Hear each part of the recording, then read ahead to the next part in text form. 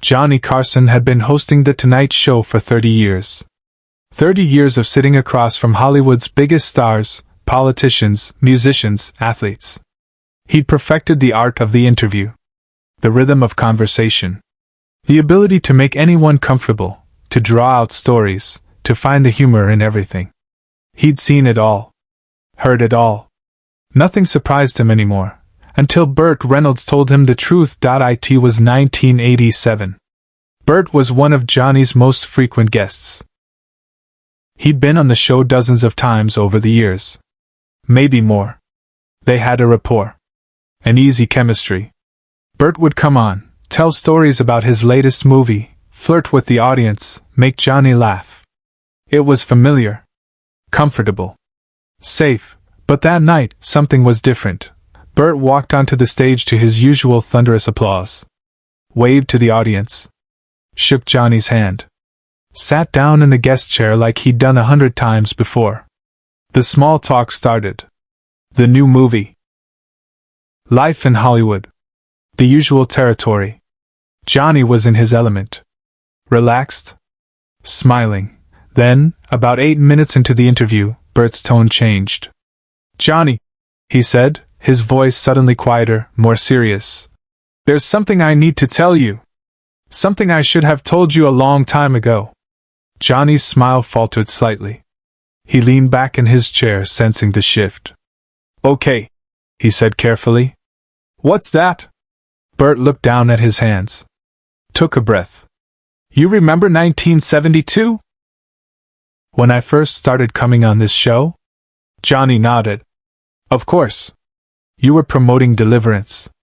You were terrified." "I was," Burt confirmed. "Absolutely terrified. And you remember what you did?" "I tried to make you comfortable," Johnny said. "That's the job. You did more than that." Burt's voice cracked slightly. "Johnny, in 1972, I was broke. Completely broke. My career was dying.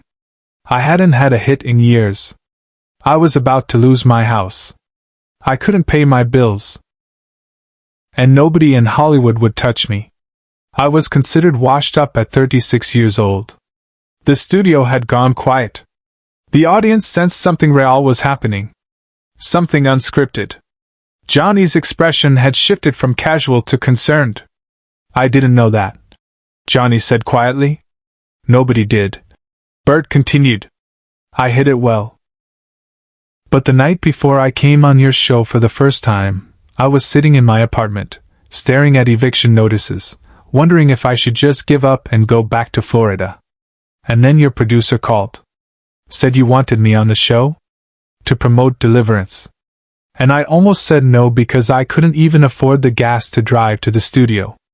Johnny's jaw tightened. He didn't interrupt. Just listened. "But I came anyway," Burt said.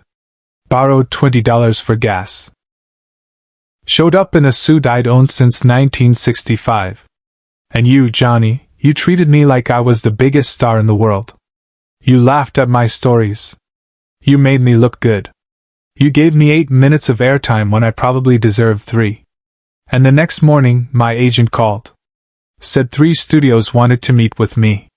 Within a month, I had 5 movie offers. Within a year, I was back." Carson stopped mid-monologue. The entire studio froze. Johnny's hands were gripping the edge of his desk. His knuckles white. He was staring at Burt with an expression the audience had never seen before. Not quite shock. Something deeper. Recognition. Understanding.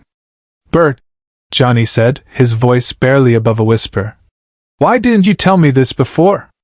Burt smiled sadly. "Because I was ashamed. And because I didn't want you to think I was using you."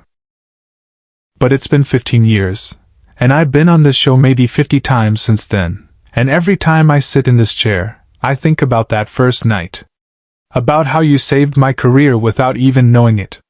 And I realize tonight might be one of the last times I get to sit here. So I needed to tell you. I needed you to know what you did for me." The camera operator's hands were shaking slightly. You could see it in the frame. The audience was completely silent. Doc Severinsen had lowered his trumpet. Ed McMahon, usually quick with a quip, sat frozen off camera. Johnny took off his glasses, set them on the desk, rubbed his eyes. When he looked back at Burt, his eyes were wet. "I don't know what to say," Johnny admitted. "You don't have to say anything," Burt replied. "I just needed you to know. That night you didn't just give me 8 minutes of television. You gave me my life back. And I never thanked you for it." Backstage, he made a choice no producer would have ever allowed. Johnny stood up. Not to go to commercial. Not to move on to the next segment.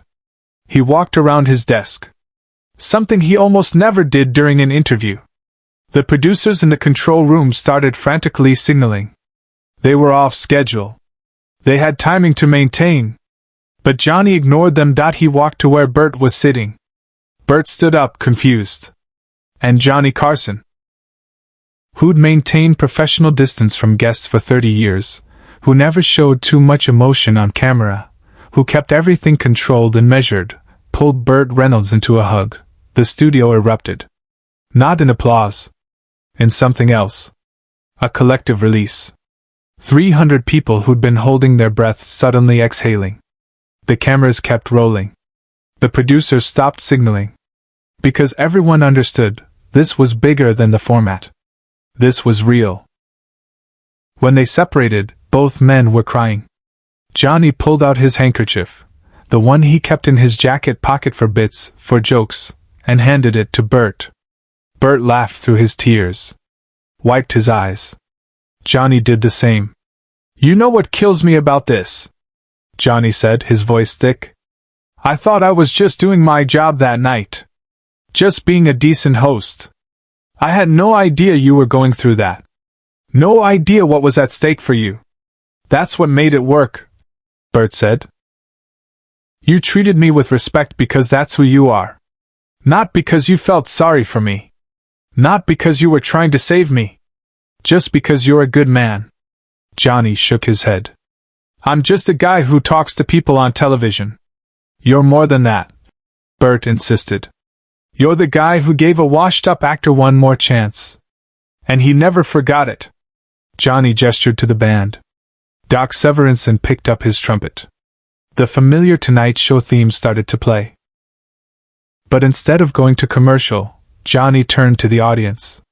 "Ladies and gentlemen," he said, his voice still unsteady, "we're going to take a short break. But I want to say something first. This show has been on the air for a long time. And I've talked to thousands of people.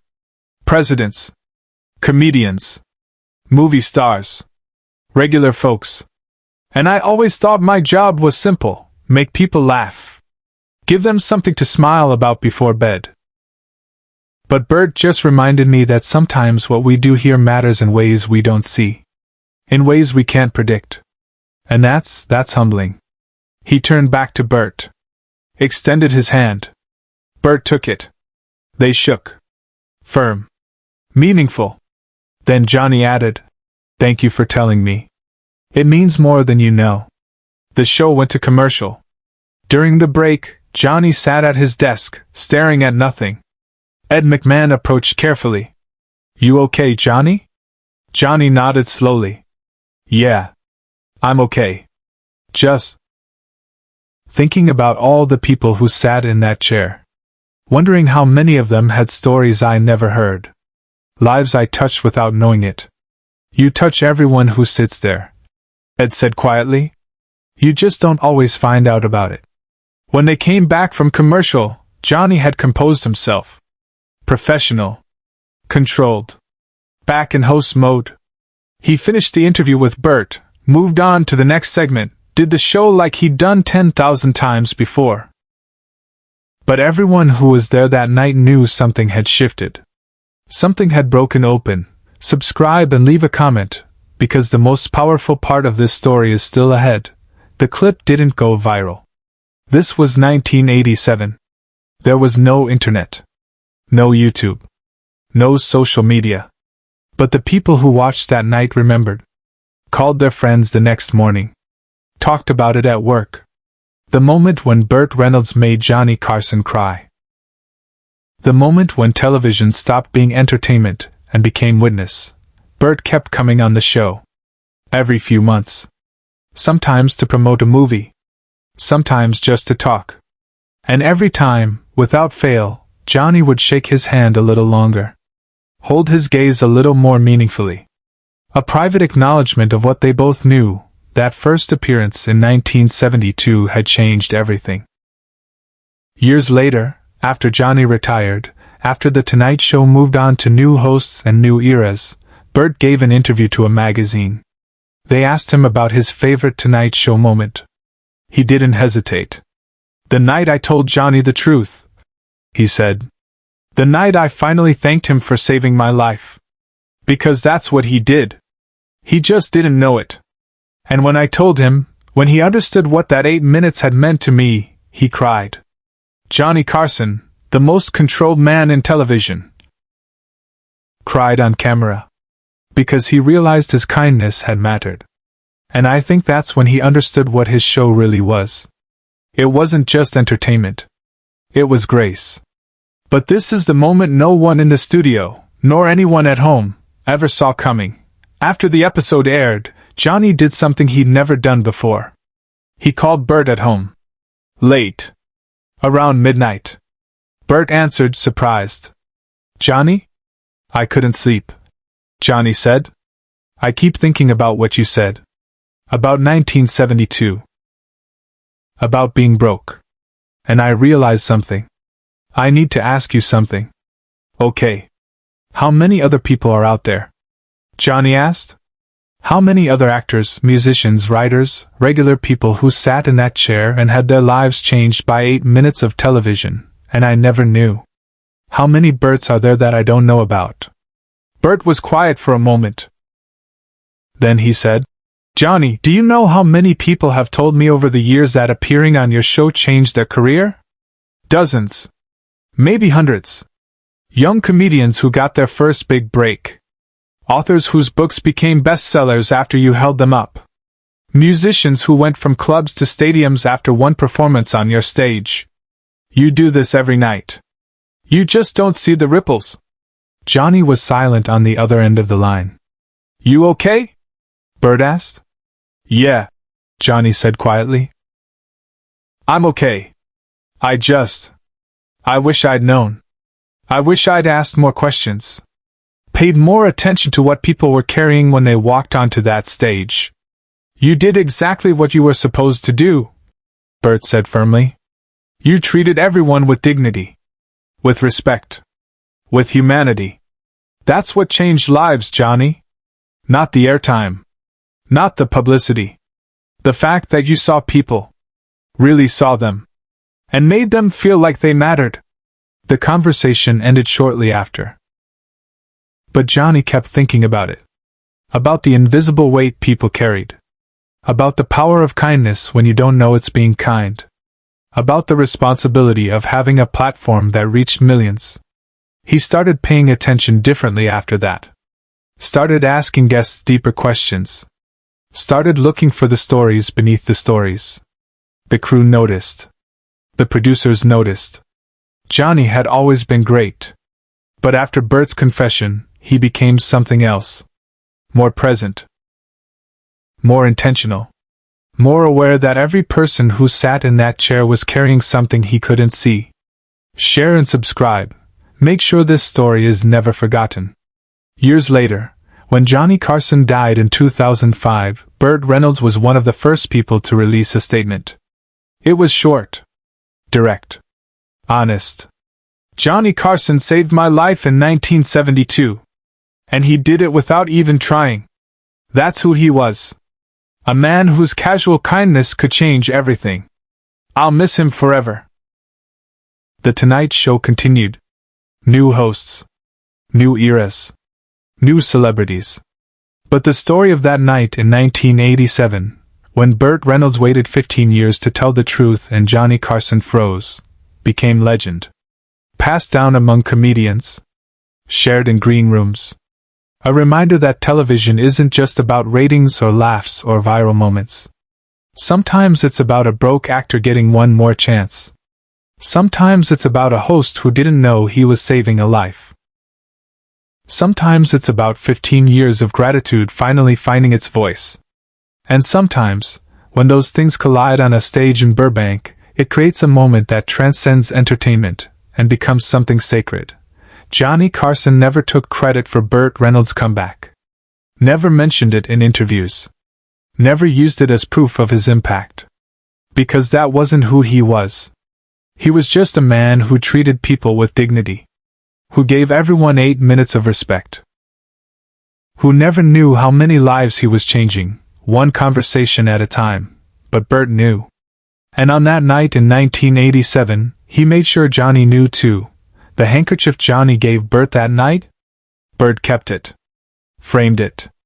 Hung it in his home office next to a photo of the two of them from that first appearance in 1972. Two men. One broke and desperate. One kind without knowing why it mattered. Both forever changed by 8 minutes of television that saved a life. That's legacy. Not the jokes. Not the ratings. Not the fame. Legacy is the broke actor who got one more chance. The host who cried when he finally understood what his kindness had done. The truth that waited 15 years to be spoken. And the moment when television stopped being a show and became a mirror, reflecting back the truth that small acts of grace can change everything.